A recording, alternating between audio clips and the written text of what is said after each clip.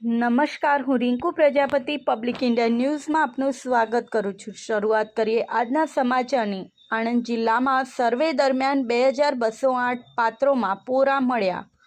આણંદ જિલ્લામાં થયેલા ભારે વરસાદને કારણે રોગચાળો ન ફેલાય માટે સર્વે હાથ ધરાયો હતો, જેમાં 2029 ઘરોમાં 2208 પાત્રોમાંથી પોરા મળ્યા હતા, જેમાંથી 1737 પાત્રોનો નાશ પણ કરાયો હતો।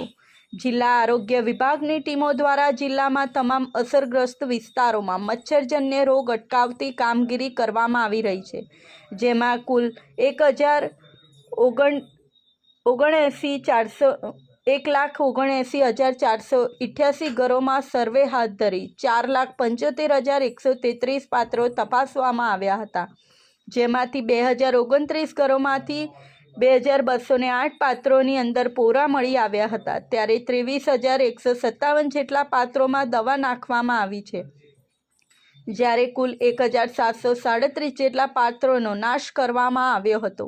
આરોગ્ય વિભાગની ટીમો દ્વારા કુલ 565 જેટલા ઘરોમાં ફોગિંગ કરવામાં આવી છે અને 368 જેટલા સ્થળોએ દવાનો છંટકાવ પણ કરાયો છે, તેમજ 50 જેટલા બારમાસી તળાવોમાં ગપ્પી ફિશ નાખવાની કામગીરી કરી મચ્છરજન્ય રોગ અટકાવતી કામગીરી હાથ ધરાઈ છે। આ સાથે આજના સમાચારને અહીં સમાપ્ત કરીએ છીએ।